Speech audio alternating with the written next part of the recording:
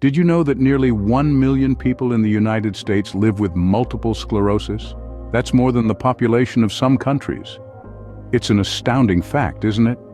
Multiple sclerosis, often simply referred to as MS, is a prevalent disease, yet it's one that's shrouded in mystery for many. This complex condition affects the central nervous system, disrupting the flow of information within the brain and between the brain and body. Despite its widespread impact, it remains largely misunderstood by the general public. Over the next few minutes, we'll embark on a journey to understand this puzzling disease. From its definition to the different types, we'll explore its potential causes, how it's diagnosed, and discuss available treatments and preventative measures. Our aim? To shed light on the intricacies of multiple sclerosis and dispel some of the myths and misconceptions surrounding it. Let's unravel the mystery of this complex disease together. Multiple sclerosis, or MS, might sound like a mouthful, but what does it actually mean?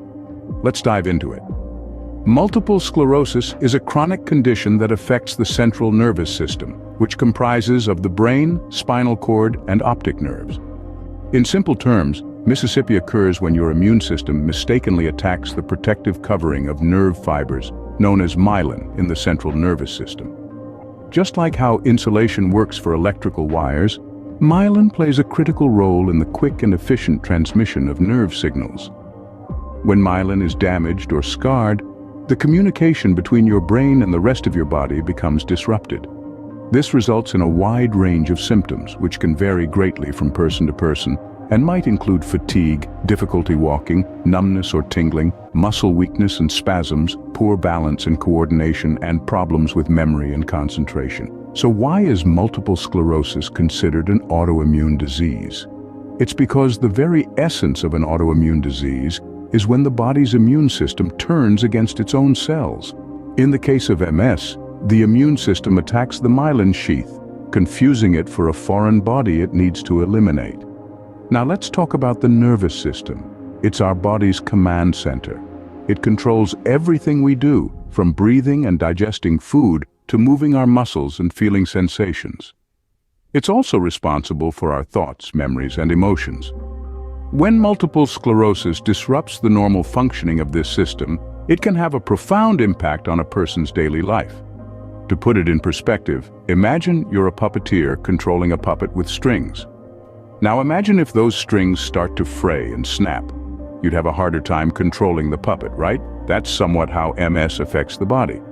The frayed strings represent the damaged myelin, making it difficult for the brain to control the body. So, Mississippi is more than just a disease, it's a battle within one's own body. It's a fight against an invisible enemy that's causing a world of chaos inside.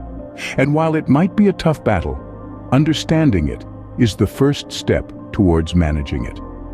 One size doesn't fit all, the same goes for multiple sclerosis. When it comes to this disease, there are actually several different types, each with its own distinct characteristics and progression patterns. Let's first talk about relapsing remitting multiple sclerosis, or RRMs. This is the most common type, and is characterized by unpredictable attacks, also known as relapses, followed by periods of remission, where symptoms may disappear or lessen significantly. Next, we have primary progressive multiple sclerosis, or PPMS.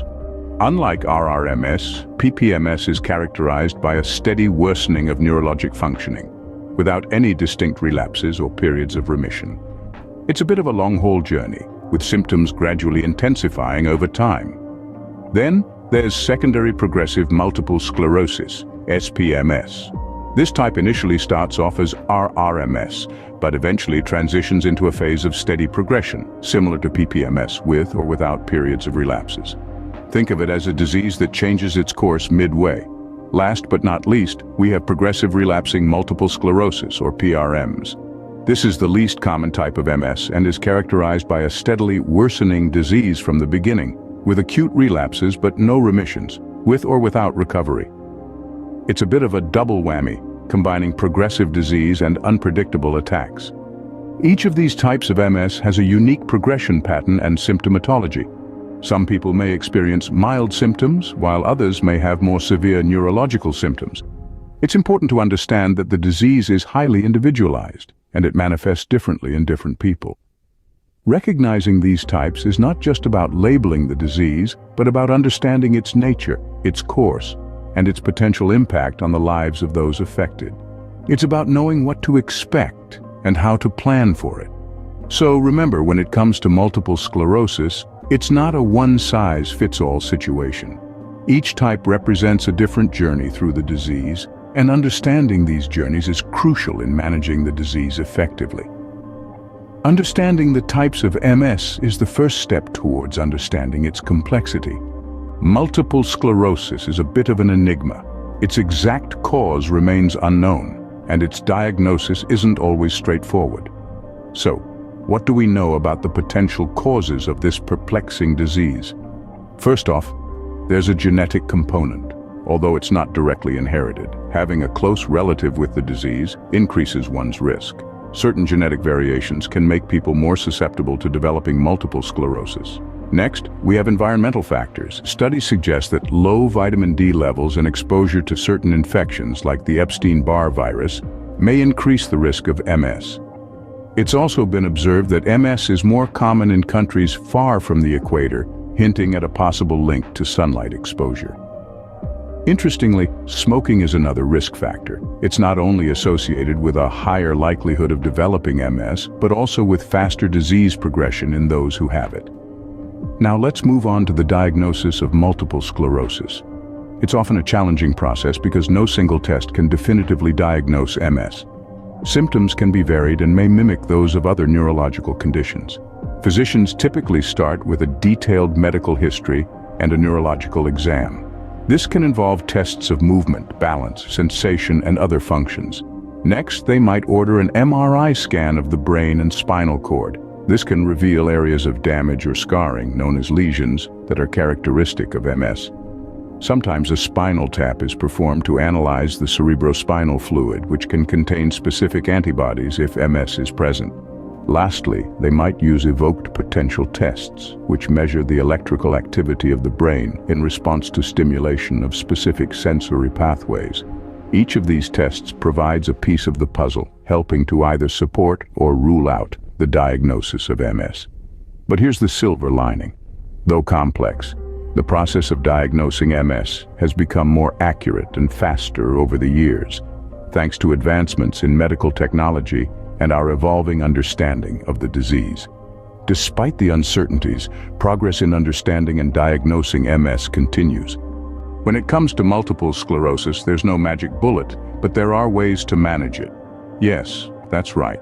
While there's currently no cure for multiple sclerosis or MS, there are a variety of treatments available that can help manage symptoms and slow the disease's progression. Medications play a significant role in relieving symptoms and slowing the progression of MS.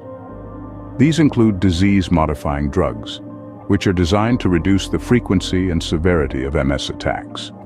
Steroids are also commonly used to help manage acute flare-ups, reducing inflammation and speeding recovery. Physical therapy is another important aspect of managing MS. Regular exercise can help maintain muscle strength and flexibility, reduce fatigue, and improve coordination and balance. Specialized physical therapists can provide personalized exercise programs tailored to an individual's specific needs and abilities. But treatment for MS isn't just about medication and physical therapy. It also involves making certain lifestyle changes. For instance, maintaining a healthy diet can help boost the immune system and manage fatigue, a common symptom of MS. Regular rest and stress management techniques, such as meditation and yoga, can also be beneficial. Early detection plays a crucial role in the treatment of MS. The sooner MS is diagnosed, the sooner treatment can begin, potentially slowing the disease's progression and improving quality of life. Regular checkups and keeping an open line of communication with healthcare providers are key. In terms of prevention, while there's no surefire way to prevent MS, certain strategies may reduce the risk. This includes avoiding smoking, maintaining a healthy weight, and getting plenty of vitamin D either through diet, supplements, or exposure to sunlight. It's also worth noting that ongoing research into MS is making strides in discovering new treatments and potential preventive measures. So, while living with MS can be challenging, Advancements in the field bring a beacon of hope. Although there is no cure for MS, there is hope for those living with the disease. With the right treatment plan and lifestyle changes, individuals with MS can lead fulfilling, active lives. And remember, you're not alone. There's a whole community out there ready to provide support and understanding. Multiple sclerosis might be a complex disease, but understanding it doesn't have to be. We've taken a journey, unraveling the complexities of this condition.